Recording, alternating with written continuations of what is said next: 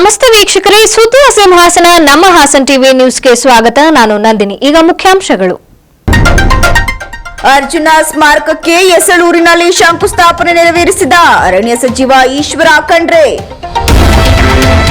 ಸರ್ಕಾರಿ ಶಾಲೆಯಲ್ಲಿ ಓದಿದಂತಹ ವಿದ್ಯಾರ್ಥಿಗಳು ಕಲೆ ಸಂಸ್ಕೃತಿಗೆ ಹೆಚ್ಚು ಒತ್ತು ನೀಡುತ್ತಾರೆ. ಲಯನ್ಸ್ ಸೇವಾ ಸಂಸ್ಥೆ ಅಧ್ಯಕ್ಷ ಡಾಕ್ಟರ್ ಚಂದ್ರಮೌಳಿ ಅಭಿಪ್ರಾಯ. ಕಾಡಾನೆಗಳು ನಾಡಿಗೆ ಬರಲು ಕಾರಣವೇನು ಎಂಬ ಬಗ್ಗೆ ಸಮಗ್ರ ಅಧ್ಯಯನ ಮಾಡಿ ಶಾಶ್ವತ ಪರಿಹಾರ ಕಂಡುಕೊಳ್ಳುವ ಅಗತ್ಯವಿದೆ ಎಂದು ಅರಣ್ಯ ಜೀವಶಾಸ್ತ್ರ ಮತ್ತು ಪರಿಸರ ಸಚಿವ ಈಶ್ವರ ಬಿ ಖಂಡ್ರೆ ಅಭಿಪ್ರಾಯಪಟ್ಟಿದ್ದಾರೆ. ಎಸಳೂರು ಅರಣ್ಯ ವ್ಯಾಪ್ತಿಯಲ್ಲಿ ಕಳೆದ ಡಿಸೆಂಬರ್ 4ರಂದು ಕಾಡಾನೆ ಸೆರೆ ಕಾರ್ಯಾಚರಣೆ ವೇಳೆ ವೀರಾವೇಶದಿಂದ ಹೋರಾಡಿ ಹುತಾತ್ಮನಾದ ಮೈಸೂರು ಅಂಬಾರಿ ಹೊತ್ತಿದ್ದ ಆನೆ ಅರ್ಜುನನ ಸ್ಮಾರಕಕ್ಕೆ ಶಂಕುಸ್ಥಾಪನೆ ನೆರವೇರಿಸಿ ಮಾತನಾಡಿದ ಅವರು, ಮಾನವ ವನ್ಯಜೀವಿ ಸಂಘರ್ಷಕ್ಕೆ ಏನು ಕಾರಣ ಎಂಬ ಅಧ್ಯಯನಕ್ಕೆ ಒತ್ತು ನೀಡಲಾಗುವುದು ಅಂತ ಹೇಳಿದರು. ಆನೆ ಹಾವಳಿ ತಪ್ಪಿಸಲು ಆಗಸ್ಟ್ 12ರಂದು ವಿಶ್ವ ಆನೆಗಳ ದಿನದಂದು ಬೆಂಗಳೂರಿನಲ್ಲಿ ಅಂತಾರಾಷ್ಟ್ರೀಯ ಸಮ್ಮೇಳನ ನಡೆಸಲಾಗುವುದು. ಈ ಸಮ್ಮೇಳನದಲ್ಲಿ ವಿಶ್ವದಾದ್ಯಂತದಿಂದ ತಜ್ಞರು ಆಗಮಿಸಲಿದ್ದಾರೆ ಎಂದು ತಿಳಿಸಿದರು. ಈ ಸಮ್ಮೇಳನದಲ್ಲಿ ವನ್ಯಜೀವಿ ಮಾನವ ಸಂಘರ್ಷ ನಿಯಂತ್ರಣಕ್ಕೆ ಯಾವ ದೇಶದಲ್ಲಿ ಯಾವ ರೀತಿಯ ಪರಿಹಾರ ಮಾರ್ಗಗಳನ್ನು ಕಂಡುಕೊಳ್ಳಲಾಗಿದೆ, ಅತ್ಯುತ್ತಮ ರೂಢಿಗಳನ್ನು ನಮ್ಮಲ್ಲಿ ಕೂಡ ಅಳವಡಿಸಿಕೊಳ್ಳಲಾಗುವುದು ಹೇಗೆ ಎಂಬ ಬಗ್ಗೆ ಚಿಂತನಾ ಮಂಥನ ನಡೆಸಲಾಗುವುದು ಎಂದು ತಿಳಿಸಿದರು.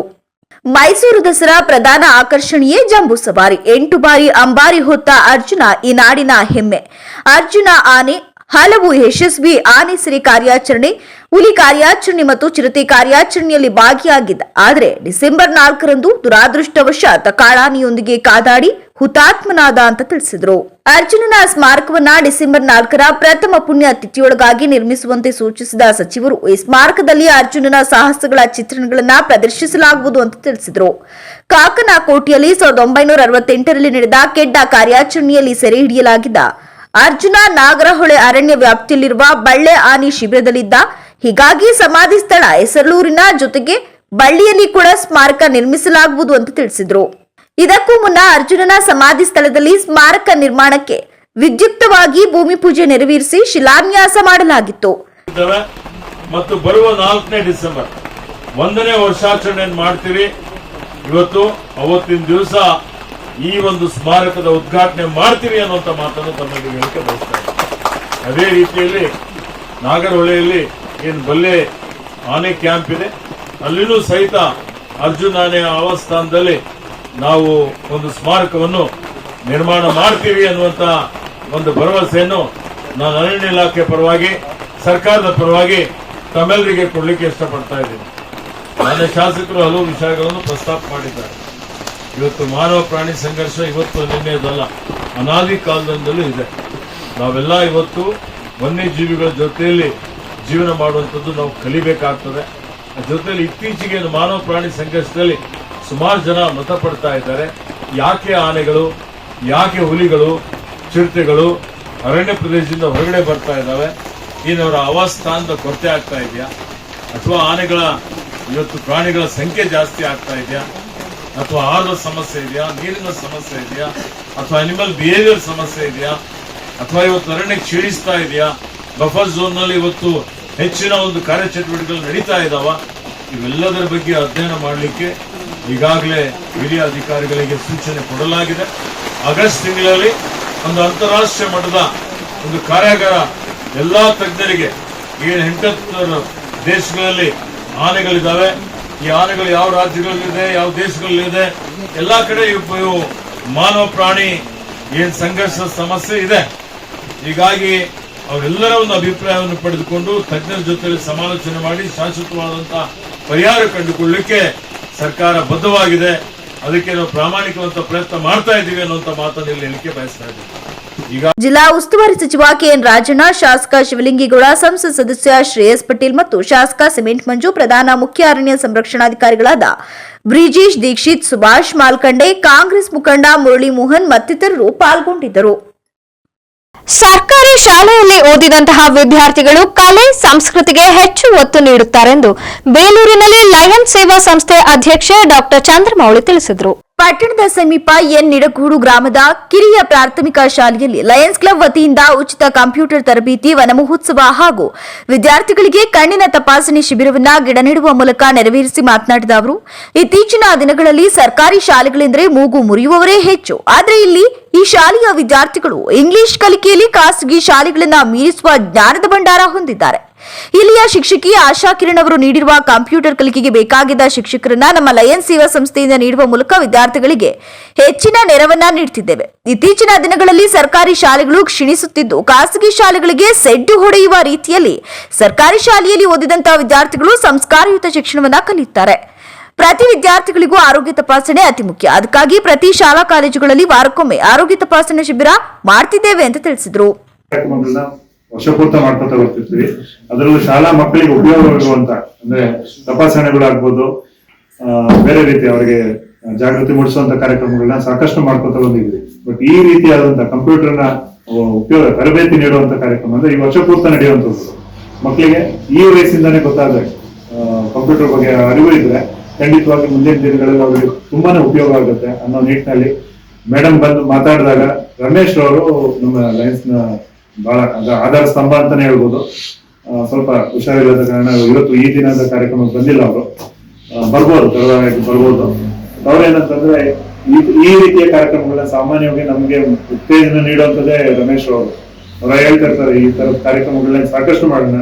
ಬರೀ ಬುಕ್ಸ್ ಕೊಡೋದು, ಪೆನ್ ಕೊಡೋದು, ಈ ತರ ಕಾರ್ಯಕ್ರಮಗಳು ಅಷ್ಟು ಉಪಯೋಗ ಆಗಲ್ಲ ಸರ್. ವರ್ಷಪೂರ್ತ ಉಪಯೋಗ ಆಗಂತ ಕಾರ್ಯಕ್ರಮ ಏನಾದ್ರು ಮಾಡೋಣ ಅಂತಂದಾಗ ಇದೊಂದು ಯೋಚನೆ ಬಂತು ಅವ್ರಿಗೆ. ಈ ವರ್ಷದ ಪೂರ್ತ ಏನು ಸ್ಯಾಲ್ರಿ ಆಗಿ ಇರ್ಬೋದು, ಬುಕ್ಸ್ ಆಗಿ ಏನಿದೆ ಅದನ್ನ ನೀಡೋದನ್ನ ನಾವು ಲಯನ್ಸ್ ಕ್ಲಬ್ಬಿಂದ ಮಾಡೋಣ. ಸ್ಯಾಲ್ರಿ ನಾನ್ ಪೇ ಮಾಡ್ತೀನಿ ಅಂತ ಅಷ್ಟೊಂದು ಉತ್ತೇಜನ ನೀಡಿದಾಗ ನಮ್ಗೆ ಖಂಡಿತವಾಗಿ ಮಾಡ್ಬೇಕು ಅಂತ ಅನಿಸ್ತು. ಅದೇ ರೀತಿಯಾಗಿ ಮಕ್ಕಳಿಗೆ ಒಂದು ವನಮಹೋತ್ಸವ ಅಂದ್ರೆ ಗಿಡ ನೆಡುವುದ್ರ ಬಗ್ಗೆ ಅರಿವಿದೆ ಅನ್ನೋ ಉತ್ತೇಜ ಕಾರಣಕ್ಕಾಗಿ ಇವತ್ತು ವನಮಹೋತ್ಸವ ಆಚರಣೆಯನ್ನು ಮಾಡಿದ್ವಿ. ಮಕ್ಕಳಿಗೆ ಮುಖ್ಯವಾಗಿ ನಾನು ಹೇಳೋದು, ಎಲ್ಲರೂ ಬಂದಿರೋಂಥ ಎಲ್ಲ ಮಕ್ಕಳು ನೀಟ್ ಆಗಿದ್ದಾರೆ, ಬಹಳ ಖುಷಿ ಆಗುತ್ತೆ. ಅಂದ್ರೆ ಗೌರ್ಮೆಂಟ್ ಸ್ಕೂಲಿನ ಎಲ್ಲಾ ಮಕ್ಕಳು ಆಗ್ಬೋದು, ಗೌರ್ಮೆಂಟ್ ಸ್ಕೂಲು ಪ್ರೈವೇಟ್ ಸ್ಕೂಲ್ಗೆ ಸರಿ ಸಾಮಾನ್ಯವಾಗಿ ಓದೋದ್ರ ವಿಚಾರವಾಗಿರ್ಬೋದು, ಪ್ರತಿಯೊಂದು ವಿಚಾರದಲ್ಲೂ ಮುಂದೆ ಬರ್ತಾ ಇದ್ದಾರೆ. ಈಗ ಇತ್ತೀಚೆಗೆ ಇರೋದಂತ 10th ರಿಸಲ್ಟ್ಸ್ ಆಗ್ಬೋದು, ಸೆಕೆಂಡ್ PUC ರಿಸಲ್ಟ್ಸ್ ಆಗ್ಬೋದು, ಗೌರ್ಮೆಂಟ್ ಸ್ಕೂಲ್ಸ್ ತುಂಬಾನೇ ಒಳ್ಳೆ ರಿಸಲ್ಟ್ಸ್ ತಂದಿದ್ದಾರೆ. ಇದೇ ರೀತಿಯಲ್ಲಿ ನಿಮ್ಗೆಲ್ಲರಿಗೂ ಒಳ್ಳೇದಾಗ್ಲಿ. ಮತ್ತೆ ನಿಮ್ಗೆ ಏನೇ ರೀತಿಯ ಸಹಾಯ ಬೇಕಾದ್ರೆ ಹೇಳಿ, ಆದಷ್ಟು ಸಹಾಯ ಮಾಡ್ತೀವಿ ಅಂತ ಹೇಳ್ತಾ ನಂತರ ವಲಯಾಧ್ಯಕ್ಷ ಅಬ್ದುಲ್ ಲತೀಫ್ ಮಾತನಾಡಿ, ಪ್ರತಿ ವರ್ಷ ಸಹ ನಮ್ಮ ಲಯನ್ಸ್ ಸೇವಾ ಸಂಸ್ಥೆಯಿಂದ ಹಲವಾರು ಸಮಾಜಮುಖಿ ಕಾರ್ಯಕ್ರಮಗಳನ್ನು ನಡೆಸಿಕೊಂಡು ಬರ್ತಿದ್ದೇವೆ. ಈ ವರ್ಷ ಗ್ರಾಮೀಣ ಭಾಗದ ವಿದ್ಯಾರ್ಥಿಗಳಿಗಾಗಿ ಆದರ್ಶ ಲ್ಯಾಬ್ ವತಿಯಿಂದ ಕಣ್ಣಿನ ಪರೀಕ್ಷೆ ಮಾಡುವ ಮೂಲಕ ಅವರಿಗೆ ತೊಂದರೆ ಇದ್ದರೆ ನಮ್ಮ ಸಂಸ್ಥೆಯ ಕಡೆಯಿಂದ ಉಚಿತ ಚಿಕಿತ್ಸೆ ನೀಡಲಾಗುವುದು. ವಿದ್ಯಾರ್ಥಿಗಳ ಪರಿಸರದ ಜಾಗೃತಿಯನ್ನ ಚಿಕ್ಕ ಮಕ್ಕಳಿಂದಲೇ ಅರಿವು ನೀಡುವ ಕೆಲಸ ಮಾಡಲಾಗುವುದು ಅಂತ ತಿಳಿಸಿದರು.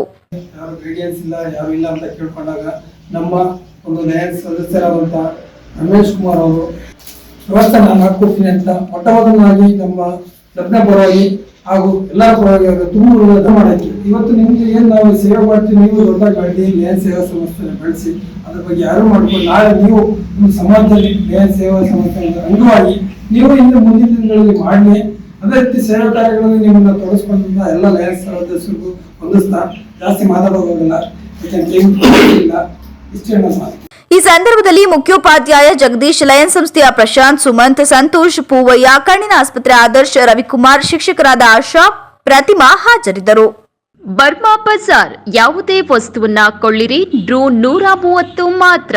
ಮೊಟ್ಟ ಮೊದಲ ಬಾರಿಗೆ ಇದೀಗ ನಿಮ್ಮ ನಗರದಲ್ಲಿ ಬಸವೇಶ್ವರ ಕಲ್ಯಾಣ ಮಂಟಪ, ಹೊಸ್ಲೈನ್ ರಸ್ತೆ, ಹಾಸನ. ಸಂಪೂರ್ಣ ಗೃಹೋಪಯೋಗಿ ವಸ್ತುಗಳು ಹೋಲ್ಸೇಲ್ ದರದಲ್ಲಿ ಮಾರಾಟ. ಪ್ಲಾಸ್ಟಿಕ್ ವಸ್ತುಗಳು, ಗಿಫ್ಟ್ ಐಟಂಗಳು, ಟಾಯ್ಸ್ ವಸ್ತುಗಳು, ಯಾವುದೇ ವಸ್ತುವನ್ನ ಕೊಳ್ಳಿರಿ, ಡ್ರೂ 130 ಮಾತ್ರ.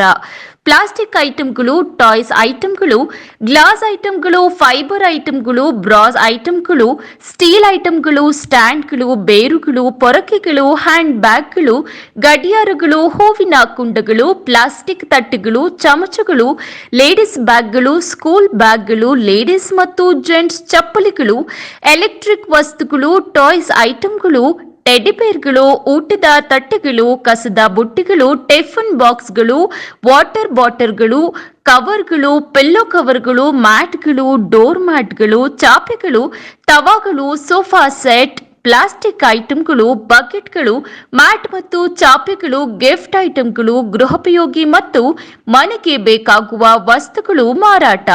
ಸರಿಸುಮಾರು 1000 ವಸ್ತುಗಳು ದೊರೆಯುತ್ತವೆ. ಬಸವೇಶ್ವರ ಕಲ್ಯಾಣ ಮಂಟಪ, ಹೊಸ್ಲೈನ್ ರಸ್ತೆ, ಹಾಸನ. ಭಾನುವಾರವೂ ತೆರೆದಿರುತ್ತದೆ.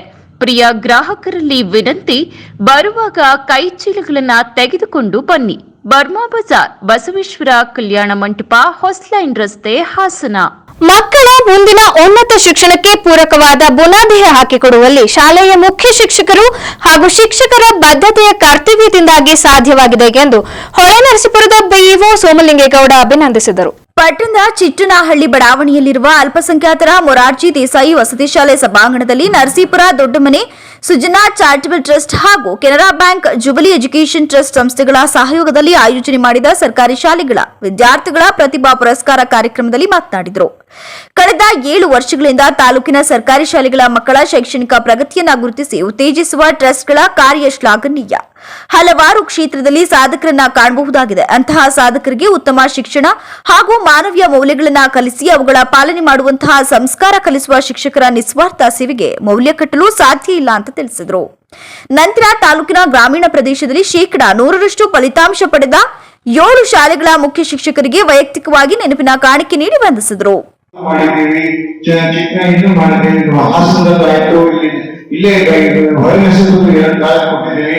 ಇದೇ 8 ಸ್ಕೂಲ್ಗೆ ನಾವು ಹಾಸನದಲ್ಲಿ ಮಾಡಿದ್ದೀವಿ. ಇದಂತೆ ಈಗ ಸ್ಕಾಲರ್ಶಿಪ್ ನಮಗೆ ತುಂಬಾ ಒಳ್ಳೆಯ ಮಕ್ಕಳಿಗೆ ಫಸ್ಟ್ ಹೈಯೆಸ್ಟ್ ಯಾರು ಸ್ಕೋರ್ ಮಾಡ್ತಾರೆ, SSLC ಇಂದ ಹೈಯೆಸ್ಟ್ ಸ್ಕೋರ್ ಮಾಡಿದವರು, ಹಾಗೆ ಇದೇ ಸಂದರ್ಭದಲ್ಲಿ ಹಾಸನ ಜಿಲ್ಲಾ ಕೆನರಾ ಲೀಡ್ ಬ್ಯಾಂಕ್ ವ್ಯವಸ್ಥಾಪಕಿ ಲತಾ ಸರಸ್ವತಿ, ಇಸಿಒ ಸುರೇಶ್ ನಾಯ್ಕ್, ಟ್ರಸ್ಟ್ ಸದಸ್ಯೆ ಹಾಗೂ ಶಿಕ್ಷಕಿ ಶೈಲಜಾ ನರಸಿಂಹಯ್ಯ ಇತರರು ಉಪಸ್ಥಿತರಿದ್ದರು.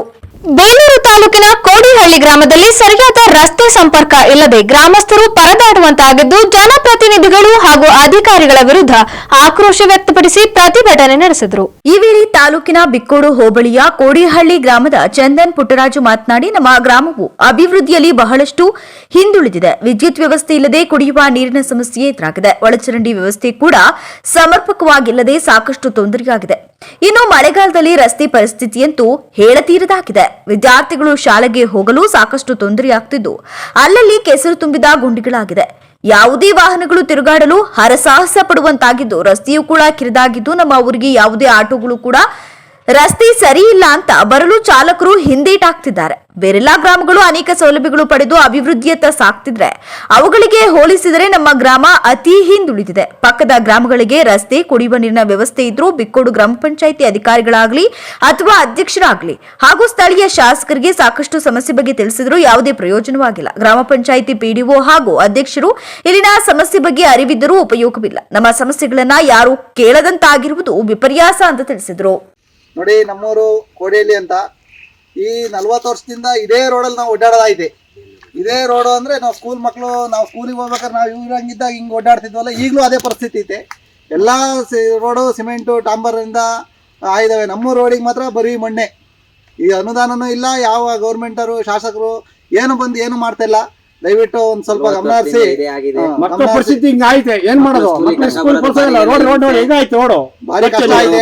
ಇದೊಂದು ಅನುದಾನ ಮಾಡಿ ಇದು ಪಿಡಿಒಗಳಿಗೆ ಎಲ್ಲರಿಗೂ ನಾವು ಹೇಳಿದ್ರು ಇನ್ನೂ ಅನುದಾನ ಬಂದಿಲ್ಲ, ಏನಾದ್ರು ಒಂದು ಹೇಳ್ತಾರೆ. ಒಟ್ಟಿಗೆ ಹಿಂಗೇ ತಳ್ತಾ ಇದೀವಿ. ಯಾವಾಗ ನಮಗೆ ಇದೊಂದು ದುರಸ್ತಿ ಮಾಡ್ಕೊಟ್ಟು ನಮಗೊಂದು ರೋಡ್ ಮಾಡ್ಕೊಡ್ತೀರಾ ಗೊತ್ತಿಲ್ಲ. ಇದೊಂದು ಸರ್ಕಾರಕ್ಕೆ ಮುಟ್ಲಿ. ನಮಗೆ ಸಿದ್ದರಾಮಯ್ಯ ಇದಾರಲ್ಲ ಅವರಿಗೆ ಹೋಗ್ಲಿ ಅಂತ ನಾವೊಂದು ಸಿದ್ದರಾಮಯ್ಯ ಹೋಗ್ಲಿ ಮತ್ತೆ ಇವ್ರಿಗೂ ಹೋಗ್ಲಿ. ನಮಗೇನು ನಮಗೆ ರೋಡ್ ಮಕ್ಕಳು ಸ್ಕೂಲ್ ಹೋಗಕ್ಕಾಗಲ್ಲ, ಏನ್ ಮಾಡೋದು? ನಿಮ್ಮಿಂದ ಒಂದು ಕೇಳ್ಕೊಳ್ತಾ ಇದೀವಿ ಅಷ್ಟೇ. ಕೂಡಲೇ ಸಂಬಂಧಪಟ್ಟ ಅಧಿಕಾರಿಗಳು ಇದರ ಬಗ್ಗೆ ಗಮನ ಹರಿಸಬೇಕು. ಇಲ್ಲದಿದ್ದರೆ ಗ್ರಾಮ ಪಂಚಾಯಿತಿ ಹಾಗೂ ತಾಲೂಕು ಪಂಚಾಯಿತಿ ಕಚೇರಿ ಮುಂಭಾಗ ಗ್ರಾಮಸ್ಥರೆಲ್ಲ ಸೇರಿ ಪ್ರತಿಭಟಿಸುವುದಾಗಿ ಎಚ್ಚರಿಕೆ ನೀಡಿದರು. ಈ ಸಂದರ್ಭದಲ್ಲಿ ಗ್ರಾಮಸ್ಥರಾದ ಲಕ್ಷ್ಮಣ್, ಕಾರ್ತಿಕ್, ದರ್ಶನ್, ಶಿವಂ, ಶೋಭಾ, ಪವಿತ್ರ, ಹೇಮಾ, ದೇವಿರಮ್ಮ, ಲೋಲಾಕ್ಷಿ, ಸುಶೀಲಮ್ಮ ಇತರರು ಹಾಜರಿದ್ದರು. ವೈದ್ಯಕೀಯ ಶಿಕ್ಷಣ, ಜೀವನೋಪಾಯ ಹಾಗೂ ಕೌಶಲಾಭಿವೃದ್ಧಿ ಇಲಾಖೆಯ ಸಚಿವರಾದ ಡಾ ಶರಣ್ ಪ್ರಕಾಶ್ ಪಾಟೀಲ್ ರವರು ಶನಿವಾರ ಹಾಸನ ನಗರಕ್ಕೆ ಭೇಟಿ ನೀಡಿ ಹಿಮ್ಸ್ ಆಸ್ಪತ್ರೆಯನ್ನ ಪರಿಶೀಲಿಸಿದರು. ನಂತರ ಹಾಸನ ವೈದ್ಯಕೀಯ ವಿಜ್ಞಾನಗಳ ಸಂಸ್ಥೆಗೆ ಭೇಟಿ ಹಾಗೂ ಪ್ರಗತಿ ಪರಿಶೀಲನಾ ಸಭೆ ನಡೆಸಿದರು. ಹಾಗಾಗಿ ಇನ್ನೂ ಎಸ್ಟಾಬ್ಲಿಷ್ ಆಗಿಲ್ಲ. ಇದು ಇನ್ನು ನಾವು ಸೂಪರ್ ಸ್ಪೆಷಾಲಿಟಿ ಹಾಸ್ಪಿಟಲ್ ಮೇಲೆ ಕಂಪ್ಲೀಟ್ ಮಾಡಿದ್ರೆ ಅವ್ರ ಪ್ಲಾನ್ ಏನಿದೆ ಅಂದ್ರೆ ನ್ಯೂರಾಲಜಿ, ನ್ಯೂರೋ ಸರ್ಜರಿ, ಆಮೇಲೆ ಕಾರ್ಡಿಯಾಲಜಿ ಅಂಡ್ ಕಾರ್ಡಿಯೋಥೊರಾಸಿಕ್ ಸರ್ಜರಿ, ಇವು 4 ಡಿಪಾರ್ಟ್ಮೆಂಟ್ G+1 ಬಿಲ್ಡಿಂಗ್ ರೆಡಿಯಾಗಿದೆ. ಅಲ್ಲಿ ಮಾಡ್ಬೇಕು ಅಂತ ಉದ್ದೇಶ ಇದೆ. ಅದಕ್ಕೆ ಕಂಪ್ಲೀಟ್ ಆಗಕ್ಕೆ ಏನು ಹಣ ಬೇಕಾಗ್ತದೆ, ಅದನ್ನ ಮುಂದೆ ಟೈಮ್ ಆಗುತ್ತೆ.